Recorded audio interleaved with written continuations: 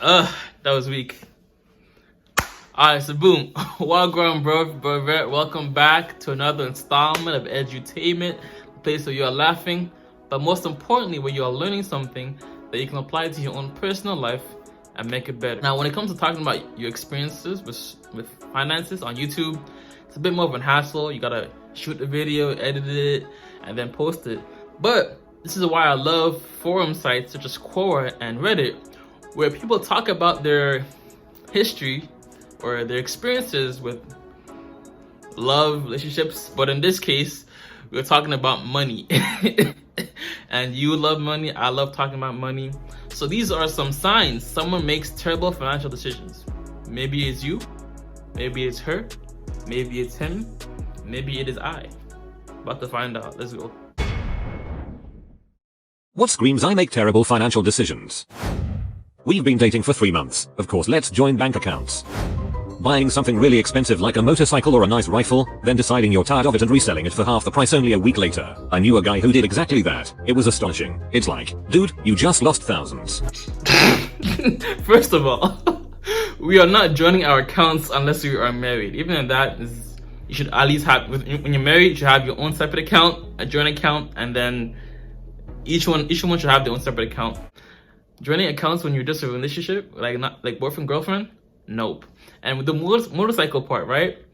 Always give yourself 24 hours. Never rush to make a decision, especially when it comes to when it's in the thousands, right? Give it at least a week. If it's a small decision or small purchases, give it 24 hours. Ask yourself if you still need this. But if it's in the thousands, give it a week and then make your decision. And once you've delayed the initial purchase time, you'll find yourself you may or may not still need it.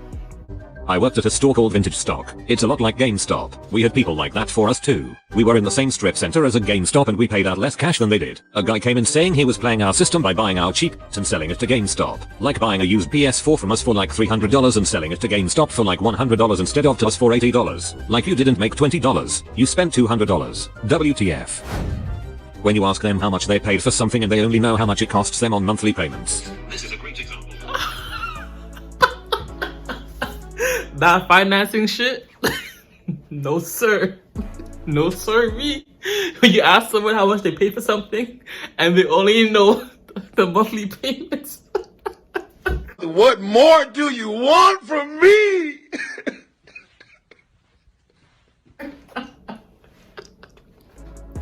That wasn't it, Chief. No. That ain't it, Chief. I told you, nigga. This ain't it, Chief. That's what I would have told you.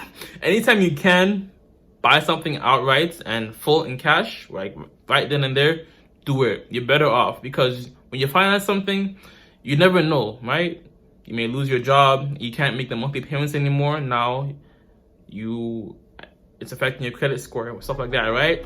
Whenever you can, pay it then and there.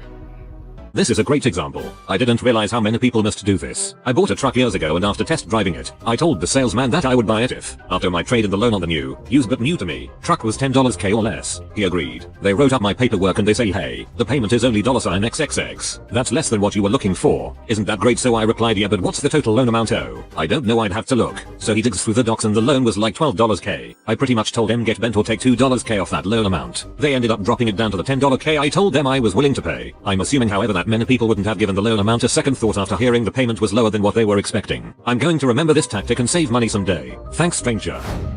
I am a loan officer. A guy called in 18. Fresh out of high school. First job, Pizza Hut. Been at it 3 months. Needed a car. Wanted us to finance it. He was calling from the Maserati dealership. Jesus Christ. I know a guy who makes £80,000 a year. Military pension. A couple of private pensions and has a Porsche for weekends. He still thinks a Maserati is too expensive. I have a customer who is an orthopedic surgeon. His wife is a cardiovascular specialist. They have a main home and lake cabin in our state, plus 3 other cabins in expensive areas of the country. When he called in to put insurance on his new Maserati, he told us how excited he was to get a deal on last year's model. Very expensive cars.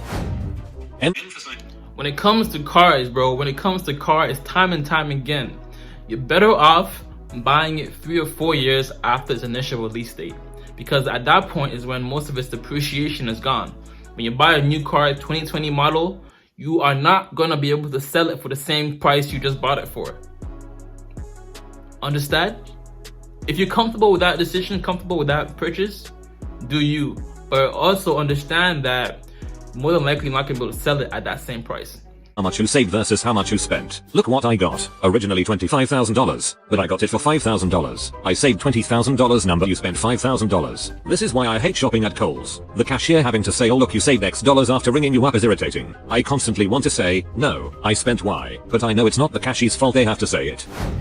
I used to know a guy who was renowned for making bad decisions in general. To be fair, he was funny and had a heart of gold. He just wasn't a logical thinker. He never had any savings. He was always buying his girlfriend of the month pretty expensive things, and always mooching off his mum. One of the more flawed decisions that has always stuck with me was when his car broke down. It was a piece of junk, so it was bound to happen. No biggie. He was feeling pretty blue because of it, as well as a collection of other things that had happened around the same time, largely through his own choices. So he decided that in order to finally become a winner, he needed to look and feel like a winner. And do you know what makes you look and feel like a winner? Owning a brand new Chrysler. He was so excited about it. He could feel good things coming his way already. He'd picked the one he wanted. 70,000 Australian dollars. He'd spoken to the dealer and organized when he was going to come in and do the paperwork. Everything was looking great for him. Then when he went to the dealership to sort it all out, it turned out that he hadn't been in his current job for long enough, so the loan finance, which he elected to do through the dealership, couldn't be approved. He came back looking pretty defeated, but, in my opinion, being declined that loan was one of the luckiest things to ever happen to him. This man should not be in charge.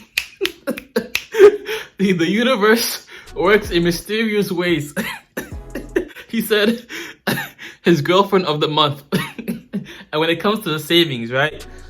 Savings aren't just for emergency, but they give you a sense of freedom. When you have money in a bank account, it gives you the ability to leave your job if you so choose to, because you have you know those ones where you want to not go to work that day, or you don't want to work, but then you look at your bank account and it's like, nah fam, you have to work. So get into the habit of saving 20% of your income and putting that into your savings account, and then living off and sorting out the rest of the 80%. This is especially if you are an employee, but if you're self-employed, then you need to take the 35% for taxes, 20% into savings, and then work with the other 50% or so, right? So that's how you gradually build up a savings account, or a robust savings account that allows you to quit your job, go back to school if you so choose to, or seek a better job, paying job, and not live paycheck to paycheck. Job his own money, always broke but has weed at the same time. Carrying forward debt from your last car loan onto your new car loan. I have a co-worker in the process of doing this. He told me he's $4,000 underwater on his current loan for a 3-year-old car, and wants to roll that debt onto a new car. The craziest part is that we work in finance. I understand that corporate finance is different from personal finance, but it still blows my mind.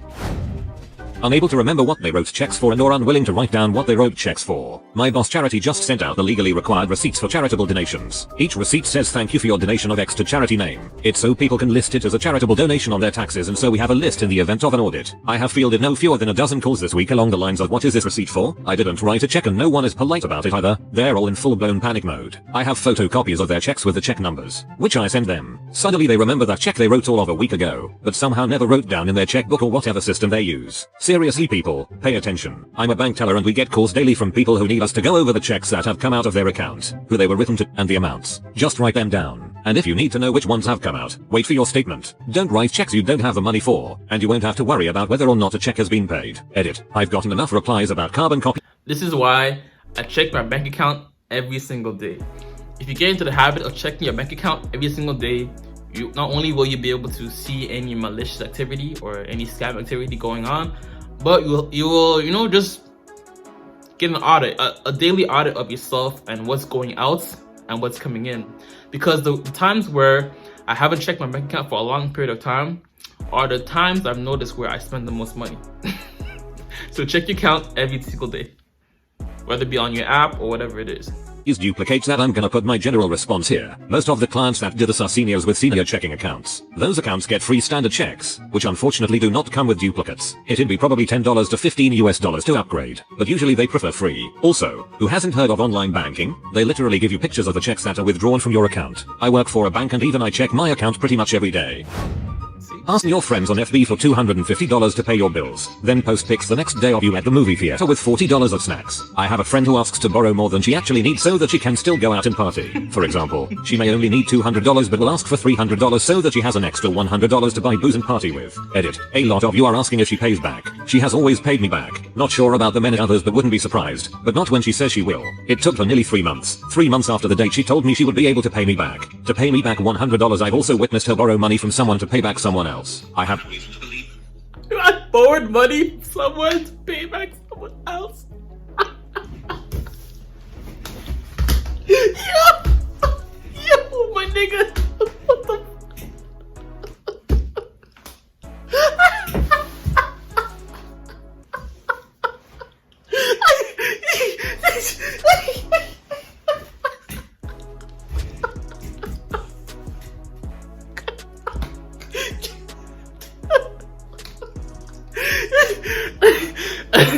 Like I said again, time and time again, give out money if you're comfortable never getting it back, whether it be until the time that they say that they're gonna get it back or forever, right?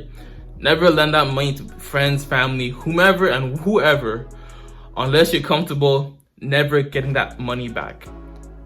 Simple. And once you do that, you will not compromise your own financial situation and you won't tarnish the relationship you have with that person. It's better to say no with no animosity than to say yes and be hounding them to get it back. No cap. Reason to believe that she doesn't pay some of her family back like her mom or brother because they always give it to her no matter what. She always borrows money from people. It's a regular, weekly thing for her. Setting up a GoFundMe account to get their Facebook friends to pay for their wedding, instead of opting for a simpler wedding, or having a longer engagement, or eloping now and having the big party later, while still going out to dinner every other night, and taking expensive trips. Complaining on Facebook that you can't afford the $200 it will take to cover your kids' school supplies this year, but also posting a daily pic of your Starbucks drink. That reminds me of a guy at my old shithole apartment complex who always had money for beer but on weekends that he had his little daughter she slept on a small mattress on the floor. Dude, buy her a damn bed, you scum. Edit. I assure everyone that he was not raising his kid via Montessori parenting. He was using the Millerite method. Brand new car, no savings, putting things on credit because they don't have money for it. Worked as a wireline engineer in Oklahoma briefly and wow, this MO is so prevalent it's scary. They'd get a job as an operator and have a brand new 2015 Hellcat by the second week. I'm from Oklahoma, and I can confirm LOL I have a lot of friends who make 6 figures in the oil biz. I want to say this one thing, right? I'm not against credit cards. I don't hate credit cards, but have $1,000 in your savings account before you start using a credit card. Or if you have a credit card, stop using it until you've at least built up the habit of saving at least $1,000. If you can't even save $1,000, you should not be using a credit card. Straight up, all facts, no cap. You won't be able to use it responsibly. Because how are you gonna be using a credit card which could potentially bring you into loads of debt and not have $1,000 saved up? I mean, not money that other people are giving you necessarily, but money that you've put aside periodically to build it up to $1,000. They are always broke. I tried to teach a friend how compound interest works, and how putting all your money in depreciating assets like pickup trucks and ATVs will make you poor. He called me a nerd and told me to shut up. He has hundreds, seriously, of pairs of Oakley sunglasses. Edit. Depreciating, not deprecating. May God have mercy on my soul.